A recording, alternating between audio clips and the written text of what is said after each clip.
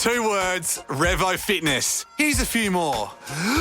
Simple, 24/7, reformer Pilates, body scanners, massage chairs, squat racks, free weights, pin and plate loaded equipment, no lock-in contracts, no bullshit. All of that and more from just $9.69 a week. That's surprisingly affordable. Join now at Revo Fitness Blair Athol or download the Revo Fitness app. RevoFitness.com.au or find the Revo Fitness app in the App Store. For Valtteri, he's a bit more level, although the first year together when he was with Mercedes the first time and, fighting for those wins and fighting for the championship, there was definitely a few more ups and downs. And, when there were the tough races, it was like, okay, sometimes it doesn't go your way, sometimes bad luck happens, and it's about then focusing on the next race.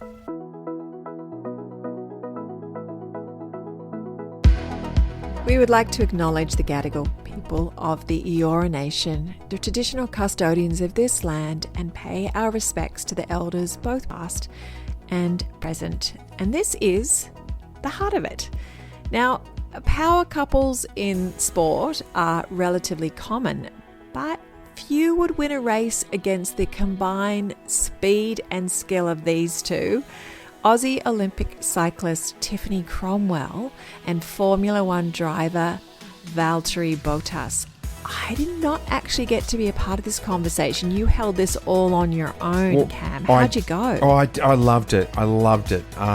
Tiffany's an exciting, elite Australian bike rider. Right. And Valtteri is a Formula One legend. But he also loves riding bikes. Yeah. Too. And so it's an interesting chat. You were away doing your TV show. And I'm sitting in the studio in Australia or in Sydney. Valtteri was in McLaren Vale in South Australia, and Tiffany was in Monaco. Incredible. Yeah, so there we were, thanks to technology. And I mean, it's interesting because they've got all the hallmarks of being an Aussie couple. So they met in a pub. He has a mullet. Oh, yeah. Right? And they have a gin together. Oh. They create a gin, and it's called Oath. Come on. Can Oath. Come on. Wow, that's awesome. Yeah. They've also, this is on top of everything else that they're doing in their chosen fields. It's a great chat. Absolutely. They talk about all sorts of things, but yeah, it's really fun. We won't take up any more of your time. Let's jump straight into this chat with Valtteri Bottas and Tiffany Cromwell. Welcome, Val and Tiffany, to the heart of it. How are you guys? Where are you guys? We're on opposite sides of the world right now. I am in Monaco at the moment, south of France. Okay. And Val? I'm in Australia, in McLaren Vale, South Australia. Tiffany, you're from South Australia. Is he staying at your place? Actually not, because my family's a bit further in the Adelaide Hills, and he likes his wine too much, so he wants to do McLaren Vale. Oh, McLaren Vale's there are some beautiful places in the world, and that is one of them. Yeah, definitely. So how does a Formula One driver from Finland come to meet an Aussie Olympian from South Aussie who spends most of her time on a bicycle? How did that happen? At a pub. At a pub? Yeah, local pub in Monaco. Oh, in Monaco. Of all places. Yeah.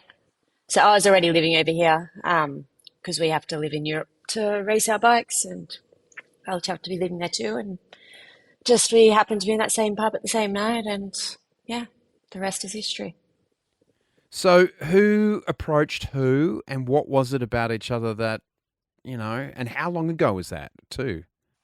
Well, once we met, it was actually quite a while that we met again, but we ended up on one bike ride together. I was already kind of riding bikes a little bit just for my fitness, but then eventually my life situation changed as I got divorced, and then obviously I could I kind of knew what I wanted, and that was Tiffany. So then went straight in, and ended up actually coming to Australia that following winter, after we had met and spent some time with Tiff in Adelaide, and went from there really. Who saw who first, and who made the first? Who did the walkover? And hey, how did that go? I think somebody just Yeah, introduced us, it was just a mutual friend. just common friends. Right.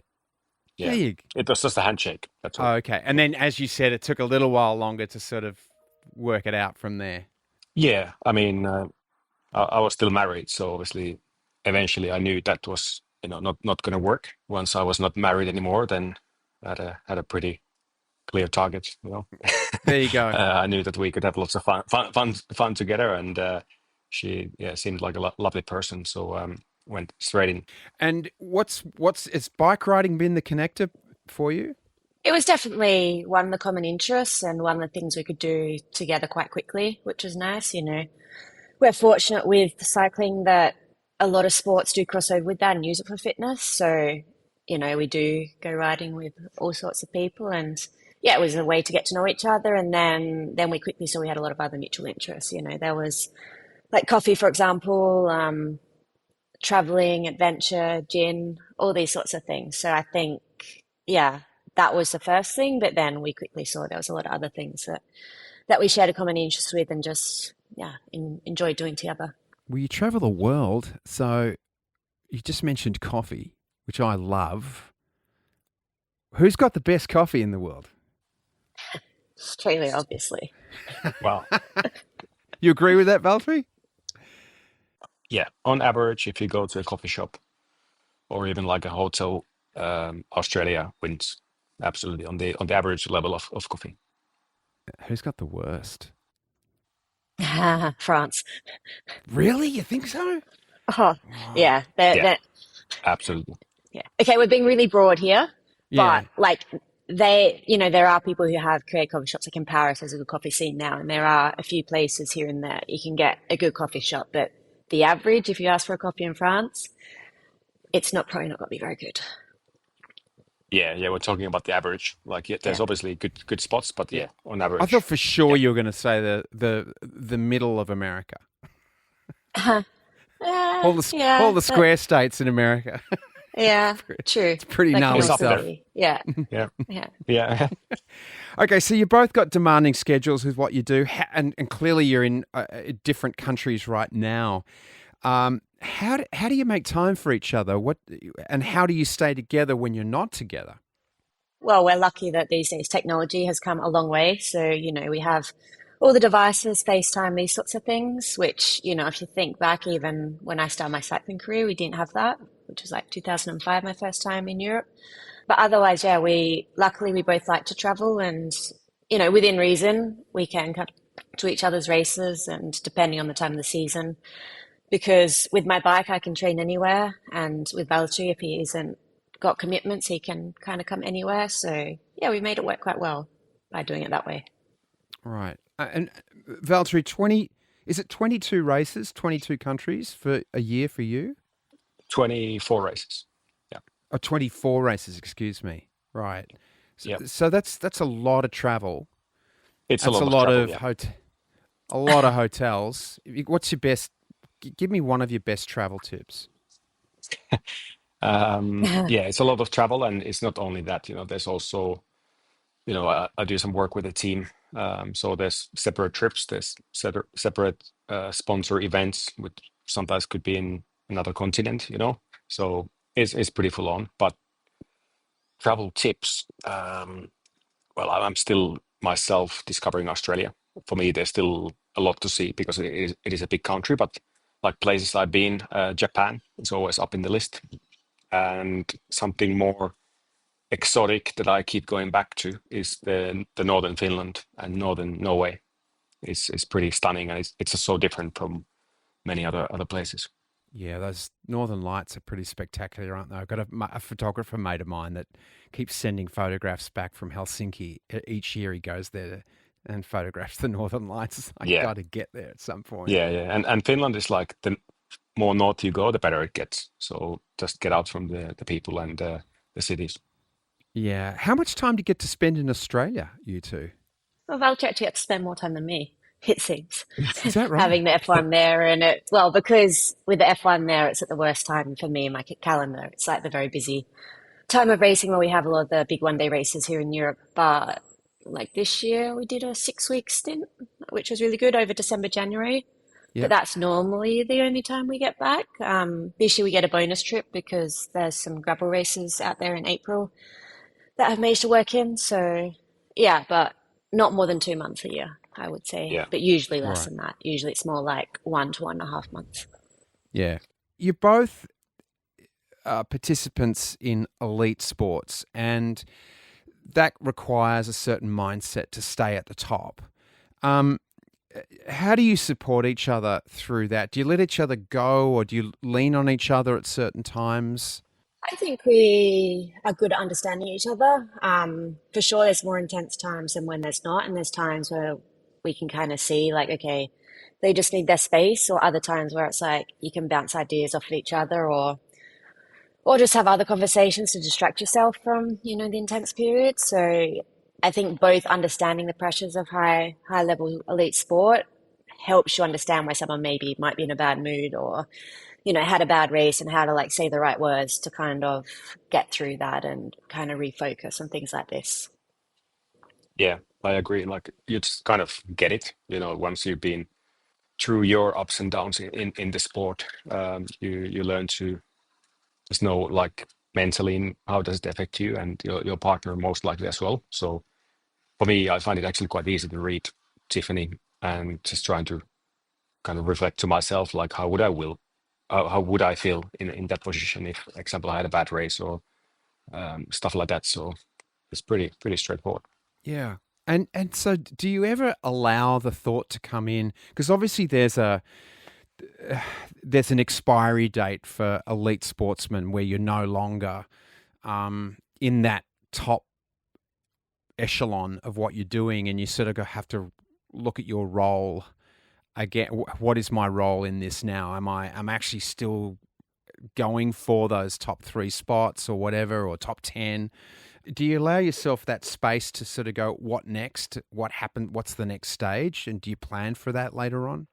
Are you in that headspace, both of you?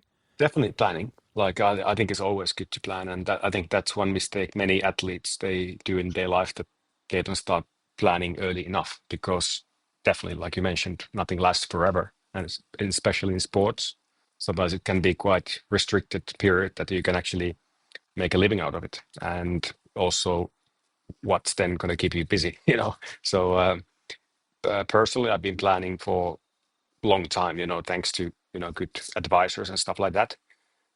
So already now, like if I wouldn't be in motorsports, I would be pretty busy on other stuff, and I could control the uses of my time on how much I spend in different things.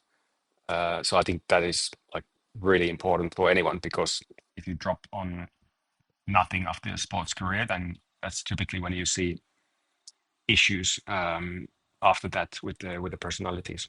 Right. What would you say to that, Tiffany? Yeah, I'd agree with Valtteri, because of course I'm also like towards the end of my career for sure.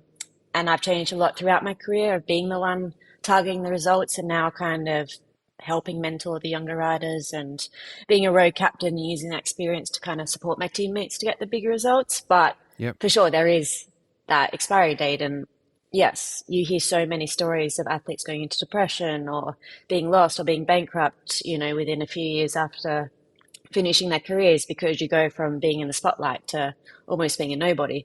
So yeah, like Valtteri, I've been trying to set myself up as well, and I have a lot of hobbies, and we've kind of created a few brands here and there. So for sure, you're always thinking about it, but I'm sure when the time comes, there will be that moment. Okay, so what are we doing, or which are we targeting? But Yeah. I think it's always important to build those skill sets or use the networks who we're fortunate to be able to be associated with or meet throughout our career, to open up those opportunities for when the time comes and when it says, okay, the career is done of being an athlete. Now, what are we doing? Yeah, because there's quite a lot of time that happens after that. Because I'm thinking of AFL footy players and soccer players and stuff. You really, you might get 1 or 2 people that play into their late 30s, but most of it's done around, sort of the mid 30s, and then you're on to the next phase.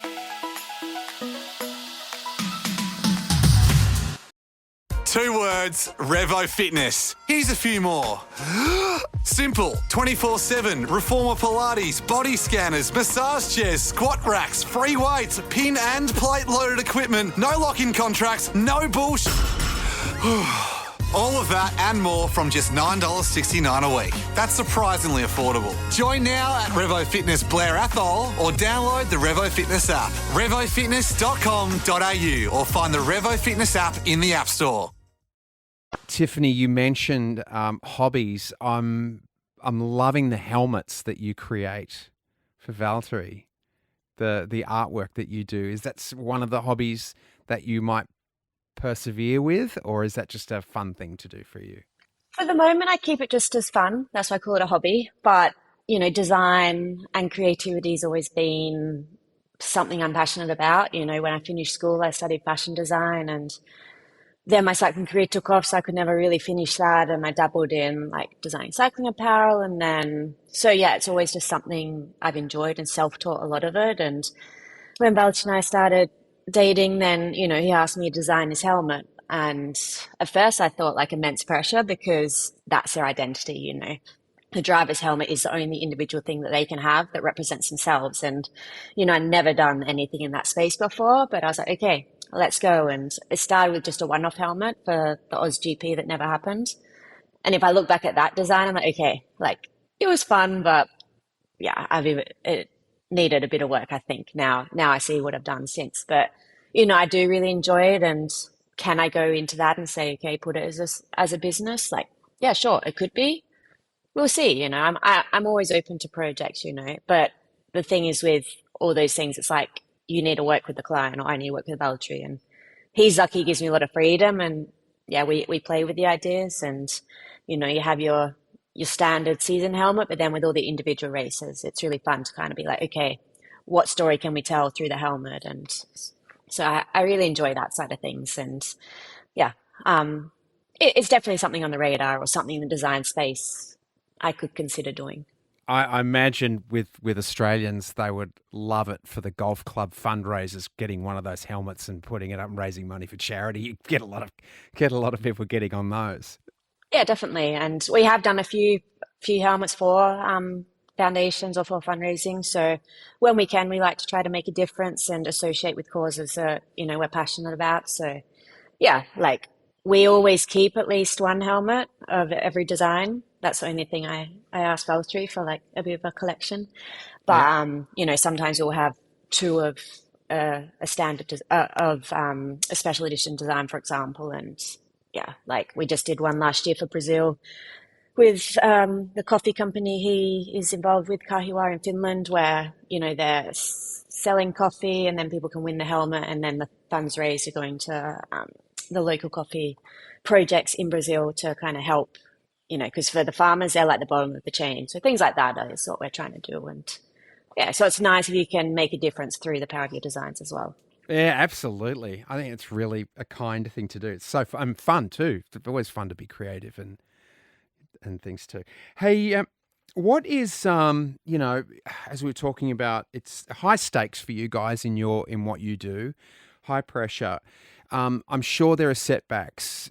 We all go through setbacks, whether that's in relationships or in our work, what we want, and we get pushed back.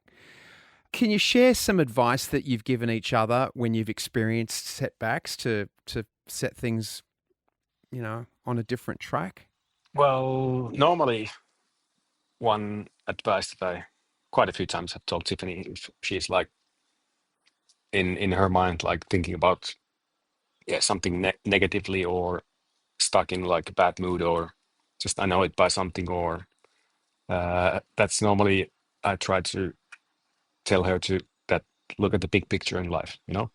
If it's one bad result here, but look at everything, that we have. Look at everything you've done in your career. Look at everything that there is ahead, and that next opportunity. That's probably my advice I've given, if that's right, Tiff. The big picture in life. Yeah, definitely. Yeah. for sure. And that the sun's going to come up the next day. Like, I'm Yeah. the one that probably is a bit more fluctuating mood. Um, for Valtteri, he's a bit more, level. Although the first year we were together when he was with Mercedes the first time and, fighting for those wins and fighting for the championship, there was definitely a few more ups and downs. And, when there were the tough races, it was like, okay, like it happens. Sometimes it doesn't go your way. Sometimes bad luck happens. And it's about then focusing on the next race and saying, okay, looking at it, reviewing it, and then putting it behind you and resetting and then just starting again. So I think the key is always like for sure you'll have those moments where you're disappointed or you're down, but not to let it linger, because that's when the spiral and, mentally it can kind of crack you and you just go further and further into a hole. So it's like trying to reset, talking to the people who to come out of that, to look at the positives and to like reflect on it, to say, what can we do better? And always trying to then reset the goals and what the next target is. Yeah, fantastic. Because I can imagine with both of you, you're both reliant on precision machines, plus you're dealing with humans driving those machines that you're not quite sure, it's such a dynamic, but you're both in dynamic sports. Things change all the time. So, and often the margins are so small, aren't they, that you're dealing with? For sure. Especially in Valtteri sport, and they have a lot more things that can go wrong that's out of their power. Yeah, like that's the thing. Sometimes there's certain things that you can't control. If things go south that you can't affect, then it is really important to really move on quickly and not to think about it really. But it's more like if you make a mistake yourself or could have done better, then of course the first thing is to understand why it happened, and what can I do better next time. So. Just back to you guys being separated just through your work and things like that. Or how important are rituals and routines in your relationship to stay connected? Can you share anything about what you do? Yeah, like every morning, every night, we speak every day on the phone. But like at home, I don't know. I think we're both pretty happy to freestyle, and we know that each other we are busy, but we always stay connected. That's one thing for sure. But apart from that, not much. Exactly. Because I think, sometimes it can be where we are both at a race. So then we're both so busy just focused on that. Right now, it's like, I'm not at a race at the moment and Valtteri's got 100 things going on. But yeah, like we say, the main thing that's always a common is when we wake up, we'll send each other a message and just before going to bed. Like, I'd say that's the one thing that's always a thing we do. What's it like when you're watching each other race and you're watching the television coverage and you hear the commentators say something crappy about each other? What's the when they might make a comment and you're going, "Oh my, I'm going to kill that person." I haven't heard that actually. You I've haven't only heard compliments for Tiff on TV. So well, that's yeah. good. Yeah. Tiff, have you ever heard anything? Most of the time it's positive. Sometimes you get them and then, you just kind of like, you brush it off, it's for TV or, it's, there's certain commentators or journalists that like to have an opinion just to be controversial because that's what gets the clicks. So you learn in that sport that everybody has an agenda. So you don't really take anything personally. There you go. Tell me, do you give each other tips? Like when you're watching that thing, you go, "Oh, Tiff, you should have gone around the other side of that," or do you ever? Is that against the rules with you two? Yeah, not really. No. I would say, Tiff obviously been racing since young age, and she's the professional in that sport, and I'm not. And vice versa. I don't get driving tips from Tiff. Exactly. Like if anything, I will ask them questions like, why did they do this strategy or that, just for me to understand. Because, if you're not there in person hearing what's happening in the radio, you don't really know why they're doing certain things in the race. But that's because you're watching from afar and you kind of understand how the sport works. But I'm not going to be like, why did you not overtake that guy? Or yeah, because again, like Valtteri said, like it's not my sport. I'm not the expert, and I'm just there to support. Okay, so to that then, Val loves his cycling. Do you ever give aerodynamic cycling tips, pull your knees in, that sort of stuff, pull your elbows in? Not aero stuff, but I definitely give him some tips like around training, or now he's getting to a little bit of racing through gravel racing. Um, yeah, I can give him some things to think about, or even fueling and strategy like that, because I have so many years of being told these things. Yeah, so from that I can definitely give some insights, and then but ultimately it's up to him and how he wants to take them and use them in his own performance. Yeah, amazing. Hey, so you're in business together. What's that dynamic like between you? Has that changed anything, or how do you work together? Hasn't From my changed side, I anything. don't think it really hasn't changed anything. If anything, it's something else that we can do together outside sports, which is kind of fun. And in the end, like everything we get involved together is true passion normally, um, which means it's always going to be fun no matter what. So yeah, no, no. If anything, it has connected us even more. Yeah. And, we can always bounce ideas off each other. And we're lucky with the various businesses we're involved with together. Like, we have other people we're working with. So it's kind of like team efforts, and it's more we can discuss things between each other, like what we want to change or what we need to discuss about with our business partners. And yeah, just ultimately, we both have the same goal and the same vision of trying to make them successful. So I think we're on the same page, and we, we both know what we're doing within those companies. And just a quick brief, what are you doing together? What are some of these businesses that you're working on? Yeah, we have our Oath Gin, which that's the big passion project. It's the one we're very heavily involved with, I'd say. And, we built it from scratch with a very small team and just brought into Australia. So yeah, that's been a fun and challenging project. We also have some gravel races, but in both our hometowns, so Finland Gravel and Rattle Gravel. There is a mass participation event where we also have elites and amateurs racing together, and yeah, it's kind of it's a newer discipline in the world of cycling. I think that's all directly, right? But then there's a few things that, for example, Valtteri is doing, like his wine project with Oliver's Turenga in McLaren Vale, Ihana. Oh, I'm very impressed. I can't wait to taste that. Yeah, so actually today we just finished the blend for the edition 3 of the wine that I do with them. So but that edition 3 is going to be launched next year. But we've done number 1, which Yep. is sold out, but we launched number 2 in January, and there's still some left. So And what's that called? Ihana. Which is Finnish for wonderful or lovely. Yeah. It's one of the few Finnish words that's actually somewhat easy to pronounce. It's funny that you actually mentioned. I'm now at the place of the winemaker Corina of Oliver Sterling. So yeah. Oh, you tell her from me, she's a winner. I've got a few bottles laid down of that, and I give it to we lived in the States for 25 years, and anytime I went to someone famous's house, I always took them a bottle of Oliver's Well, that's and cool. said, you are gonna love this. I like your wine taste.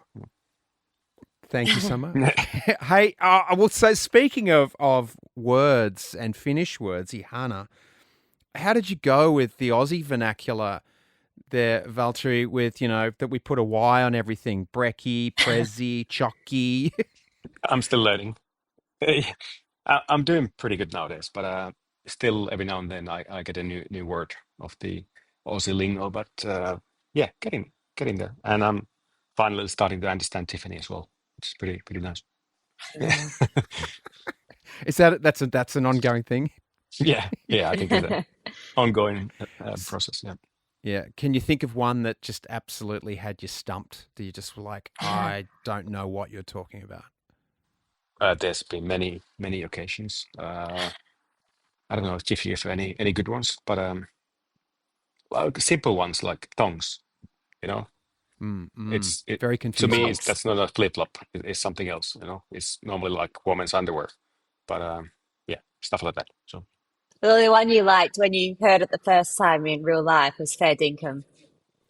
Because yeah, I we do were like waiting it. to do the ferrying to go to Kangaroo Island, and this guy was like trying to argue something, and then he finished with Fair Dinkum.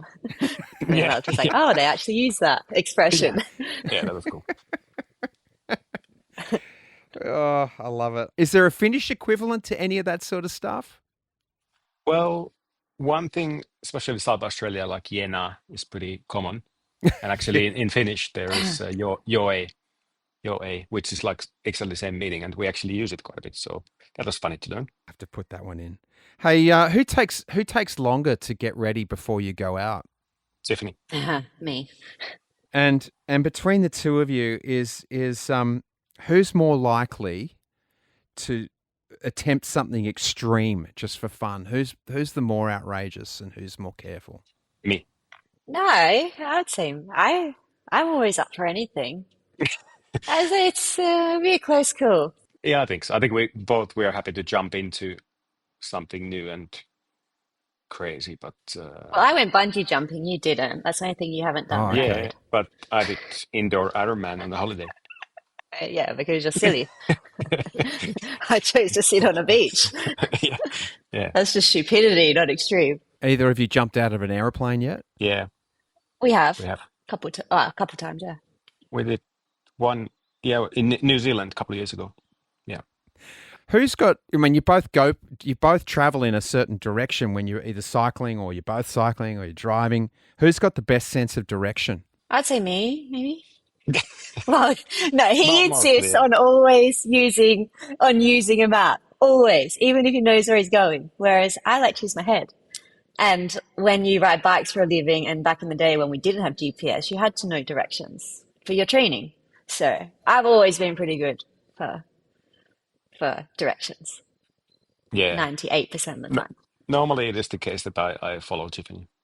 It makes my life easy that I just follow. So, But in a car in Adelaide, when I know the roads like the back of my hand, he still insists on Mm. listening to the GPS and not listening to me. yeah, because with the traffic situation analytics nowadays, you can actually save a minute or two if you do different routes. So I like the tech on that side. So, Interesting.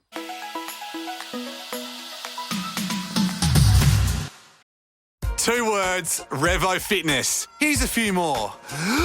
Simple, 24/7, reformer Pilates, body scanners, massage chairs, squat racks, free weights, pin and plate loaded equipment, no lock-in contracts, no bullshit. All of that and more from just $9.69 a week. That's surprisingly affordable. Join now at Revo Fitness Blair Athol or download the Revo Fitness app. RevoFitness.com.au or find the Revo Fitness app in the App Store. Hey, Val, you're renowned for your golden mullet. So I've got a question for you about the mullet. Was that on your radar before you met Tiffany? I mean, South Australians were way ahead of the curve on mullets. They've owned mullets in Australia for many, many years. So was that something that Tiffany introduced you to, or did you just sort of develop that? yeah, it's definitely Tiffany introduced me. Like I think without meeting her, I wouldn't have this golden mullet at the moment. I think that's fair to say. So Yeah, yeah, once I but started there's a coming to picture of him when he Australia, was a kid. I did have a mullet when I was like only maybe like 3 years old. I had a beautiful mullet. Yeah, a But big, long one. yeah, Oh, really? yeah, So really business at the front, yeah, party yeah, at the yeah. back. Like yeah, when I was young, like very young kid, mullets were still a thing in Finland. Yeah, there's a dude on Instagram and he goes fishing for mullets because obviously a mullet is a fish. And he I've calls seen it this. mullet fishing. Have you seen it? Yeah. And he cuts a piece of Oh his yeah, hair he off, sent it to me the other wraps week it, actually. and he's got a lure, and he brings in a mullet on a mullet. That's so smart. I think that's in your future. You seem so together, even though you're apart, and you seem so great together. Is family, creating a family, part of your plan down the road? That's it's a good question. Like we've so far been so busy with our careers, Yeah. Yep. traveling, being active, doing our work, almost every week of the year. And at the moment, there's been definitely no chance for that. But then eventually, when I think for both of us, when that kind of 24/7 active career thing ends, then that's something we obviously got to think about in life. But I don't know, Tiff, just jump in if you think otherwise. But yeah, for now we almost like haven't had time to really think about it because we've been so busy with certain things. We're full gas and kind of enjoy life right now, and let's see what the future brings, sees, does, whatever. Guys, thank you so much for creating this time and spending the time. I wish Ali was here. She does send her apologies that she wasn't able to come. She brings a lot of heart to this. And I do miss her, and you would have loved to meet her, I'm sure. But thank you so much for your time today. I've got No, thank you. I've got a couple of questions. We call it the pulse. So just keep your answers a little bit short. So I'll ask you if you can both answer these questions for me. Yep. Who do you admire? It's always a hard one. Like there's so many. Maybe one of my good friends, Lizzie Dignan, who in the world of cycling, she was one of the first to really kind of break down some of the boundaries for like changing the way women's cycling's been. Yeah, I think what she's achieved and what she's done is pretty cool. I admire my parents because I only realized like a bit later that how much they actually helped me in my career, not just financially, but like in terms of just time. Like every time I wanted to go karting, I never recall them saying no. So that was pretty cool. Like actually they were giving their time to me to do my thing. That's great. What do you miss when you're not together? Val should make me breakfast in the morning. And for me, Tiffany making dinner in the evening, especially on a Taco Tuesday. Oh, you do them? Yeah. We do Taco Tuesday too. We even make our own shells. We bought like the taco press last year from Mexico. Oh, well Game changer. done. Well, because Valtteri's gluten-free, so to get gluten-free shells, there's only like the mass market ones. Do you make your own corn chips? No, we haven't yet. Tried that yet. We could though. But Yeah, you could. Yeah, you could. Last question. Your partner in one word. Supportive. Okay. I was hoping you were going to say ice, and I say fire, but I still said Lovely. Well, I wish you well. Really great things as you bring your collective ships home, and good luck, because I know things can change on a dime for you. So just wish you really well and a lot of good fortune and abundance, and thank you so much for joining us today. Thank you for having us. Thank you.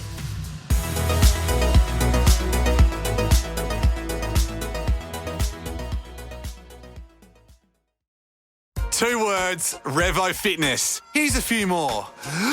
Simple, 24/7, reformer Pilates, body scanners, massage chairs, squat racks, free weights, pin and plate loaded equipment, no lock-in contracts, no bullshit. All of that and more from just $9.69 a week. That's surprisingly affordable. Join now at Revo Fitness Blair Athol or download the Revo Fitness app. RevoFitness.com.au or find the Revo Fitness app in the App Store.